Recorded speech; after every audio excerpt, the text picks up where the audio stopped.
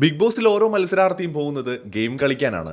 എന്താണ് ഈ ഗെയിം എന്ന് ചോദിച്ചു കഴിഞ്ഞാൽ ലളിതമായി പറഞ്ഞാൽ കൂടെ ഉള്ള ഓരോരുത്തരെയും പുകച്ച് പുറത്തെ അടിച്ച് അവസാനം ഒറ്റയ്ക്ക് പോയി കപ്പ് വായിക്കുന്ന പരിപാടിയാണ് ഗെയിം. ആ പുകച്ച് പുറത്ത് ചാടിക്കാൻ പല മാർഗ്ഗങ്ങൾ ഉപയോഗിക്കാം.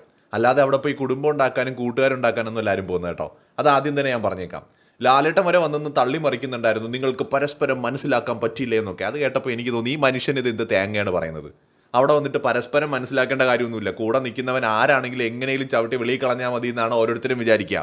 പിന്നെ കുടുംബ സങ്കല്പമൊക്കെ എന്തിനു പറയുന്നതെന്തോ, ഏത് കുടുംബത്തിലാണ് ഇങ്ങനെയൊക്കെ നടക്കുന്നത് അല്ലേ? ഇത് സമൂഹത്തിന്റെ പരിച്ഛേദം എന്ന് പറഞ്ഞാൽ മനസ്സിലാക്കാം, അല്ലാതെ ഇതൊരു വിശാലമായ കുടുംബമോ കൂട്ടുകുടുംബമൊന്നും അല്ല. ഒരു കുടുംബത്തിലും ഇങ്ങനെയൊന്നും നടക്കാനും പോകുന്നില്ല. ഇമാതിരി രാവിലെ എണീക്കുമ്പോൾ ടാസ്ക്, പിന്നെ മറ്റേ പഞ്ചസാരയുടെ പേരിൽ അടി, ദോശയുടെ പേരിൽ അടി, അങ്ങനെ അടിയുള്ള കുടുംബമൊക്കെ ഇപ്പോഴും ഈ നാട്ടിലുണ്ടോന്ന് എനിക്കറിയില്ല. എന്തായാലും ശരി. അപ്പോൾ ഈ ഒരു റിയാലിറ്റി ഷോയിൽ ഓരോരുത്തരും പോകുന്ന എന്തിനാണ്? ഒരാളെ എങ്ങനെയെങ്കിലും മത്സരത്തിൽ പരാജയപ്പെടുത്തി അവരെ പുറത്താക്കി മുന്നേറുക എന്നതാണ്. എന്താണ് നോമിനേഷൻ പ്രക്രിയ? തൻ്റെ വീട്ടിലുള്ള മത്സരാർത്ഥികളെ കുറിച്ച് പ്രേക്ഷകരുടെ മുന്നിലേക്ക് വന്ന് അറിയാവുന്നത്ര നെഗറ്റീവ് അവരെ കുറിച്ച് പറഞ്ഞ് ദൂഷിച്ച് പണ്ടാരടക്കി ജനങ്ങളിലേക്ക് എറിഞ്ഞു കൊടുക്കുകയാണ്. ഇവൻ ഒരു വൃത്തികെട്ടവനാണ്, ഇവനെ വിശ്വസിക്കാൻ കൊള്ളാത്തവനാണ്, ഇവൻ അങ്ങനെയാണ് ഇങ്ങനെയാണ്, അതുകൊണ്ട് ഞാൻ ഇവനെ നോമിനേറ്റ് ചെയ്യുന്നു, അതായത് ഇവനെ പുറത്താക്കാൻ ആഗ്രഹിക്കുന്നു. ഇത് കാണുന്ന കുറെ പ്രേക്ഷകർ എന്ത് ചെയ്യുന്നു? വിശ്വസിച്ച് ഇവനെ പുറത്താക്കുന്നു. ഇതാണല്ലോ ഗെയിം. ഇതേ വ്യക്തിയായിട്ടാണ് കുറച്ചു മുമ്പ് ഒന്നിച്ചിരുന്ന് ചിരിച്ച് കളിച്ച് ചായയൊക്കെ കുടിച്ചത്. പക്ഷെ കൺഫ്യൂഷൻ റൂമിൽ വരുമ്പോൾ അവനെ കുറിച്ച് പറയുന്ന ഇതാണ്. അപ്പോൾ അങ്ങനെ എത്തിക്സ് ഇല്ലാത്ത, അല്ലെങ്കിൽ യാതൊരു തരത്തിലുമുള്ള സാമൂഹിക പ്രതിബദ്ധത ഇല്ലാത്ത ഒരു നെഗറ്റീവ് ഷോയാണ് ബിഗ് ബോസ് എന്ന് പറയുന്നത്. അല്ലാതെ അത് സമൂഹത്തിന് സന്ദേശം ഇങ്ങനെ വാരി വാരി വിതറുന്ന ഒരു ഷോ ഒന്നുമല്ല. ഒരു സന്ദേശവും ഇതിൽ നിന്ന് കിട്ടാനും പോകുന്നില്ല.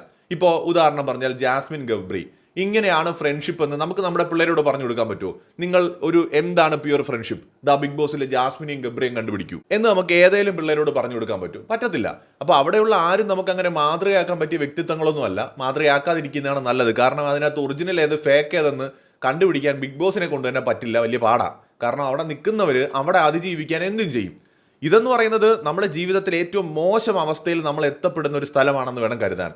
അതായത് ഒരു നിവൃത്തിയുമില്ല. ഒരു ഐലൻഡിൽ നമ്മൾ പെട്ടുപോയി. 19-20 പേരുണ്ട്. ഒരു ചെറിയ ഐലൻഡാണ്.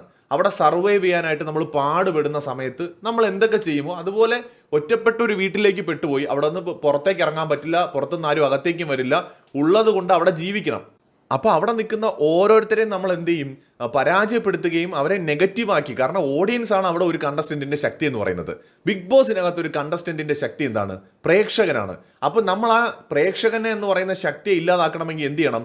പ്രേക്ഷകർ ഇഷ്ടപ്പെടുന്ന വ്യക്തി മോശപ്പെട്ട ഒരുത്തനാണ്, ഒരു വൃത്തികെട്ടവനാണ്, അല്ലെങ്കിൽ ഒരു വൃത്തികെട്ടവളാണെന്ന് പ്രേക്ഷകരെ ബോധ്യപ്പെടുത്തി അവന്റെ പിന്തുണ നഷ്ടപ്പെടുത്തിയാൽ മാത്രമേ അവൻ പുറത്താവുള്ളൂ. ഇല്ലെങ്കിൽ ആ ഓഡിയൻസ് വോട്ട് ചെയ്ത് അവൻ അവിടെ നിർത്തിക്കൊണ്ടേയിരിക്കും. അപ്പോൾ അങ്ങനത്തെ ഒരു നെഗറ്റീവ് ഗെയിമാണിത്. സോ അങ്ങനെ ഒരു ഗെയിമിലേക്ക് കളിക്കാൻ പോകുമ്പോൾ വളരെ കെയർഫുൾ ആയിട്ട് പോകണം. അവിടെ നിന്ന് നല്ലതൊന്നും ചിലപ്പോൾ കിട്ടാനുണ്ടാവത്തില്ല. എപ്പോഴും മറ്റേ എൻ്റെ ബെസ്റ്റ് ഫ്രണ്ടാണ്, എൻ്റെ ചങ്കാണേ എന്ന് പറഞ്ഞ് തോളിൽ തൂങ്ങി നടന്നാലോ, കെട്ടിപ്പിടിച്ച് നടന്നാലോ, അല്ലെങ്കിൽ കമിതാക്കളെ പോലെ നടന്നാലോ, അടുത്തടുത്തിരുന്നാലോ പണി കിട്ടും. ആ പണിയാണ് ജാസ്മിനും അതുപോലെ തന്നെ നമ്മുടെ ഗബ്രിക്കും ഇപ്പം കിട്ടിക്കൊണ്ടിരിക്കുന്നത്. നേരം വെളുക്കണ്ടേടേ, നേരം വെളുത്ത് അവിടെ ഇത്രയും കണ്ടസ്റ്റൻസ് ഇല്ലേ, അവരെയൊക്കെ പോച്ച് പുറത്തെ അടിക്കണ്ടേ? ഇങ്ങനെ ഒന്നിച്ച് മാത്രം നടന്നാൽ മതിയോ? ഗെയിം കളിക്കണ്ടേ? ഗെയിം കളിക്കുന്നില്ല എന്നുള്ളതാണ് വേറൊരു കഷ്ടം. ഇവർ അവിടെ ഒരു ഗെയിമിന് കാരണമാകുന്നുണ്ട്. ഇവർ തമ്മിൽ ഒന്നിച്ചിരിക്കുന്നത് മാത്രമായിട്ട് ഇവരുടെ ഗെയിം മാറുന്നുണ്ട്.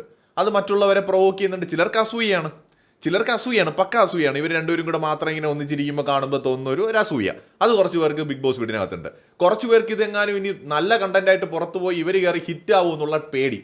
കുറച്ചു പേർക്ക് ഇവരിത് എന്ത് തേങ്ങയാണ് ഈ കാണിക്കുന്നത്, എന്തൊരു വെറുപ്പിക്കലാണെന്നുള്ള ന്യായമായും ഓഡിയൻസിന് തോന്നുന്ന വികാരം. ഇതെല്ലാം അകത്ത് നിൽക്കുന്ന കണ്ടസ്റ്റൻസിൽ നമുക്ക് കാണാം. അപ്പം ഇതെല്ലാം കൊണ്ടും ആണ് അവരെല്ലാം ഇവരെ എതിർക്കുന്നത്. അതിൽ മൂന്നാമത് പറഞ്ഞ കാറ്റഗറിയിലാണ് നമ്മൾ ഓഡിയൻസ് പെടുന്നത്. അനാവശ്യമായ ടച്ചിങ്സും കെട്ടിപ്പിടുത്തവും അല്ലെങ്കിൽ തോളിച്ചാരലും ഒക്കെ വളരെ ബോറായി തോന്നുന്നു. അങ്ങനെ ഈ ജാസ്മിന് സ്വന്തമായിട്ട് അവിടെ നിൽക്കാൻ പറ്റില്ലേ? പെട്ടെന്ന് പോയി ചാരാൻ എന്തിനാണ് തോള്? അവിടെ ഉള്ള എങ്കിലും തൂണി പോയി ചാരിക്കൂടെ? അതിനേക്കാളും നല്ലതല്ലേ? അവിടെ വാഴ പോലെ കുറേ മരങ്ങളും നിൽപ്പുണ്ട്.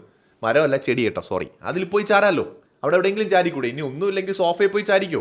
അങ്ങനെ ചാരാനായിട്ട് പല സ്ഥലങ്ങളും അവിടെയുണ്ട്. ഗബ്രി തന്നെ എന്തിനാ ചാരുന്നത് അല്ലേ? അപ്പോൾ ഗെയിം കളിക്കാൻ മറന്നുപോയാൽ പണി കിട്ടും എന്നുള്ളതാണ് ജാസ്മിനും ഗബ്രിയും ഇപ്പോൾ തെളിയിച്ചുകൊണ്ടിരിക്കുന്നത്.